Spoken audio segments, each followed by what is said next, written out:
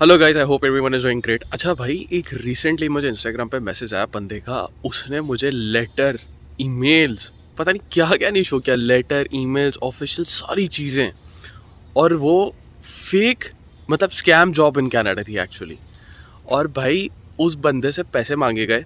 उसको बोला कि भाई आप तकरीबन ना हमें कुछ 2200 या $300 जो है वो आप डिपॉजिट करा दें, हम आपको वीज़ा स्पॉन्सरशिप दे रहे हैं, हम आपको LMI ये दे रहे हैं। उस बंदे ने पूरी डिटेल दी ना मुझे। अच्छा, और स्क्रीन शॉट्स, ईमेल्स, ये वो फॉरवर्ड भी कर रहा है मुझे। तो बोलते शजी भाई देखें, मेरे पास ना IT की फील्ड की ना, वो कह रहे हैं आप रिमोटली भी काम कर लेना, ये कर लेना, वो कर लेना, सारी चीज़ें ना हम आपको पैकेज भी अच्छा दे देंगे। अच्छा, पैकेज भी दे रहा था $60,000-70,000 पर साल का। अच्छा ऐसा कि अच्छा, और ऐसा एकदम कि कैनेडियन मार्केट से बिल्कुल सिमिलर लग रहा है ना। और ईमेल आईडी भी अच्छी है और सब कुछ अच्छा, ऑफिशियल वगैरह सारी चीज़ें। उससे मैंने पूछा भाई कहाँ से अप्लाई किया, तो बोलता है यार मैंने तो इंडीड पे अप्लाई किया है। मैंने कहा अच्छा। मैंने कहा भाई बाकी सारी चीज़ें, उसकी ऑथेंटिकेशन, ये वो सारी चीज़ें देख ली थी। बोलता है हाँ शजी भाई देख ली थी, ये और वो। एक जगह से मैंने ना उसको पकड़ा कि मैंने कहा यार ठीक है, लेकिन ना फिर मेरे जहन में आया, क्योंकि मैं भी एम्प्लॉयर लोगों के साथ अब काम कर रहा हूँ। मैंने आप लोगों को पिछली वीडियोस में भी कंफर्म किया था कि भाई मैं लिंक्डइन पे अब जॉब पोस्ट करना शुरू कर देता हूँ। इट मीन्स कि मेरे पास जो है वो रिक्रूटर्स जो हैं वो मुझे कनेक्ट करें, मतलब मैं एक रिक्रूटमेंट एजेंसीज होती हैं उनके साथ कनेक्ट हो गया हूँ, जो अकाउंटिंग और फाइनेंस के रोल्स कनाडा में जो आते हैं उनकी रिक्रूटमेंट में। मतलब मैं ये चाहता हूँ कि भाई जो हमारे इमिग्रेंट्स आते हैं या ये लोग सारे आते हैं, मैं इनको हेल्प कर सकूँ। अब मैं इनको हेल्प कैसे कर सकूँगा? मैं इनको हेल्प ऐसी कर सकूँगा ना, क्योंकि मैं जब खुद रिक्रूटमेंट में होगा तो मैं दूसरों को जॉब बता सकूँगा, राइट? तो मेरी इसमें कोशिश ये होगी कि भाई मैं इमिग्रेंट्स को जॉब जो है वो रेफ़र करूं, कि मेरे रेफरल से इमिग्रेंट्स को जॉब मिले। अगर मैं उनके लिए अच्छी अपॉर्चुनिटीज़, अब उसमें जूनियर रोल से लेके मैनेजरल रोल, और फिर US में भी जॉब्स जो है वो मेरे पास आती है। मेरे पास अपना मैंने क्योंकि अप्लाई किया है, उधर मुझे मेरी एप्लीकेशन एक्सेप्ट हुई है, तो मैं प्रोसीड कर पा रहा हूँ, राइट? अच्छा भाई, सीन कुछ ऐसा था। अब सीन ये बना, आपको मैं बताता हूँ कहानी क्या बनी। कहानी ये बनी कि बस ये सारी चीज़ें डिटेल्स जो है वो शेयर करी मुझे। अब मैंने जो है वो अपनी रिक्रूटमेंट एजेंसी से बात करी कि मैंने कहा ये लेटर वगैरह ऐसा का सीन है, क्या सीन है?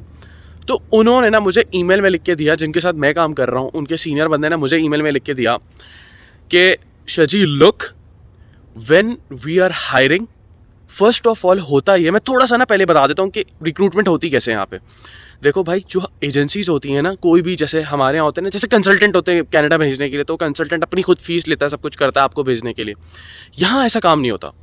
यहाँ पे जो जो एजेंसीज, जॉब एजेंसी होती है, अच्छा हमारे मुल्क में जो एजेंसीज वगैरह होती है ना, उनको गलत नाम से, गलत पर्सपेक्टिव से लिया जाता है। यहाँ पे ऐसा नहीं होता कनाडा में।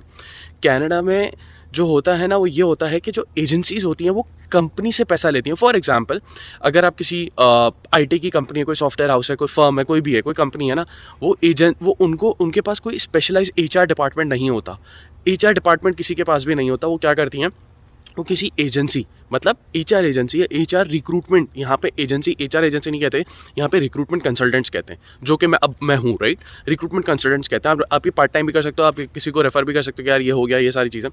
तो रिक्रूटमेंट कंसल्टेंट जो यहाँ पे होते हैं कनाडा में, इनफैक्ट US में, नॉर्थ अमेरिका में इसी तरह काम होता है। एक ही तरीके का है नॉर्थ अमेरिका में, चाहे US है चाहे कनाडा।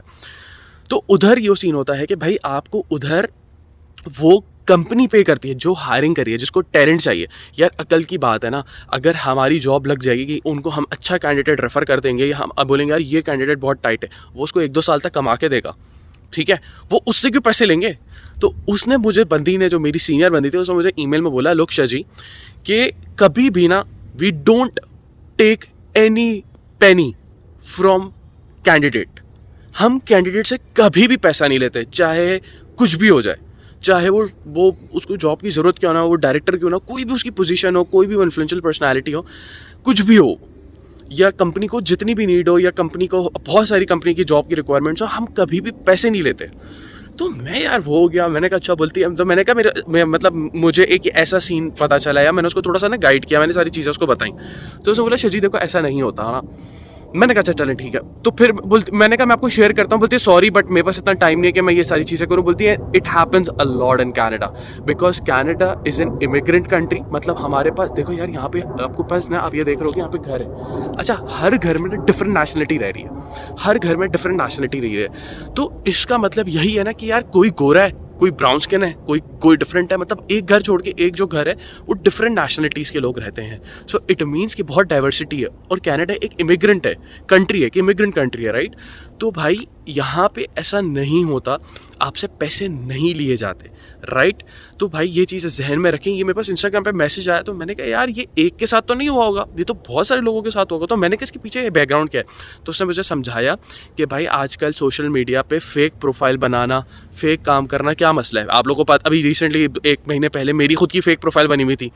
वो बंदा मेरे रिश्तेदारों को मैसेज कर रहा था कि भाई मुझे पैसों की ज़रूरत है, मेरी प्रोफाइल बना के। तो यार फेक प्रोफाइल बनाना, फेक ईमेल आईडीज़ बनाना, ये सारी चीज़ें करना कोई मसला नहीं है जब तक आप एक पर्सनली बंदे को जानते नहीं होगे, राइट। तो ये सारी चीज़ें करना बहुत ज़्यादा आसान हो गया है। लोग जो सोशल मीडिया इन्फ्लुएंसर्स होते हैं, जो लोग होते हैं, उनकी फेक आईडीज़ बना के पैसे मांगने शुरू कर देते हैं। एक बंदे ने मेरी भी प्रोफाइल बना ली थी, फिर वो मैंने रिपोर्ट किया, सब कुछ किया, तो ख़त्म हुआ। इनफैक्ट उसने पैसे ले भी लिए थे कुछ लोगों से, मेरे रिश्तेदारों से पैसे ले लिए थे। खैर, तो भाई प्लीज़ ये चीज़ें जहन में रखिएगा कि ये चीज़ें बिल्कुल जहन में रखें कि कभी भी कनाडा के अंदर, अच्छा उसको वो बोल रहा था, आप लोगों को बहुत पता है कि कनाडा में LMI है और ये सारी चीज़ें आ रही हैं। तो इन लोगों को जो जहाँ पे ये इमिग्रेंट्स होते हैं या एजेंसीज होती हैं, तो ये चीज़ जहन में रखा करें कि फ़ेक काम भी बहुत हो रहे हैं। फेक डॉक्यूमेंट्स बन जाते हैं, फेक ईमेल आईडीज़ बन जाती हैं, फेक वेबसाइट्स बन जाती हैं, सब कुछ बन जाता है।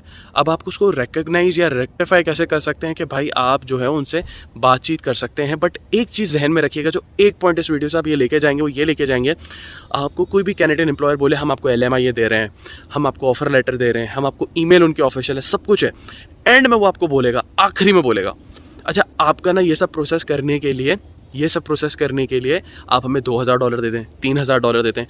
भाई ये $2-3 लेके सबको चूना लगा के निकल जाएगा, ठीक है। तो बात यहाँ पर यह आती है कि कभी भी कैनेडियन एम्प्लॉयर अगर हमको LMI ये इशू भी करते हैं ना, तो वो कभी भी बाहर वाले लोगों से पैसा नहीं लेते हैं, ये हम लोग लेते हैं। हम लोग यहाँ कनाडा में भी देसी लोग पैसा लेते हैं। गवर्नमेंट से पूछा जाए तो गवर्नमेंट कभी भी नहीं बोलती, गवर्नमेंट बोलती है कि हमारे पास कनाडा में टैलेंट आ जाए, पूल ऑफ टैलेंट आ जाए, ठीक है। वो कभी भी पैसे नहीं होते, LMI के कभी पैसे नहीं होते। ये हम लोगों ने यहाँ पे एक रिवाज में, जैसे कहते हैं ना, एक कमाने का तरीका बनाया हुआ है कि भाई आप आ जाओ यहाँ पे कनाडा विजिट वीज़ा पे आ जाओ, LMI खरीद लो। तो भाई कमाने का तरीका है। मैं आपको बताऊँ, मेरे पास रोज़ ट्रकिंग कंपनी की जॉब्स आती हैं, वो बोलते हैं हमें कोई पैसा नहीं चाहिए यार, वो अंग्रेज़ होते हैं। तो अंग्रेज़ भी यहाँ पे 2 तरीके के होते हैं। कुछ ये होते हैं कि यार वो लोग बोलते हैं भाई गंदे भी होते हैं, अच्छे भी होते हैं, जो पैसा कमाने तो फ्रॉडलेंट एक्टिविटीज़ में होते हैं, कुछ होते हैं नहीं यार वो नहीं होते इन सारी चीज़ों में। तो ये बातें सारी ना आप लोग जहन में रखिएगा कि कभी भी किसी बंदे को डॉलरों में पैसे ट्रांसफ़र नहीं करिएगा कि भाई वो आपको मैं जॉब दिला रहा हूँ, LMI दिला रहा हूँ, ये सारी चीज़ें दिला रहा हूँ। ये हरकत कभी भी नहीं करिएगा, इससे आपका नुकसान होगा और कुछ भी नहीं होगा। तो मेक श्योर करें कि आप लोग जो चैनल को सब्सक्राइब करें और फॉलो करें, और अगर इंस्टाग्राम पे यार फॉलो कर सकते हो तो फॉलो करें। मैं 1-to-1 सेशंस रखता हूँ। 1-to-1 सेशंस इसलिए रखता हूँ कि मैं इंस्टाग्राम पे सबको रिप्लाई नहीं कर सकता और सबकी क्वेरीज एक मैसेज की नहीं होती। सब चाहते हैं पहले किसी का एक का रिप्लाई कर दो, एक मैसेज का, तो वो बोलता है अच्छा जी भाई ये भी बताएं, अच्छा ये भी बताएं, अच्छा ये भी बताएं। भाई एक काम करो, अगर आपको ये सारी चीज़ें पूछनी तो फिर आप लाइव टू लाइव सेशन रख लो, क्योंकि एक सवाल पूछना उसका तो मैं आपको जवाब ऑब्वियसली यार दे सकूँगा टाइम के साथ साथ। लेकिन अगर आप बोलोगे नहीं जी भाई अच्छा ये भी बताएं, अरे यार आप रिप्लाई नहीं देते, अच्छा भाई रिप्लाई इसीलिए नहीं देते क्योंकि आपने एक सवाल का तो जवाब ले लिया, अब आपको चाह रहे हो कि आपको सब कुछ डिटेल में बताया जाए। वो मैसेज पर पॉसिबिलिटी नहीं है यार, हज़ारों लोगों को मैं एक अकेला बंदा नहीं डील कर सकता। ऑब्वियसली मेरे पास कोई टीम नहीं है, मैं अकेला बंदा हूँ, right. So make sure guys to follow me on Instagram as well, and thank you so much for watching this video. और भाई किसी को कोई LMI ये दे रहा है ना, ये गवर्नमेंट देती है, आपने पैसे किसी को नहीं देने भाई, ठीक है। तो take care and meet you on the other side.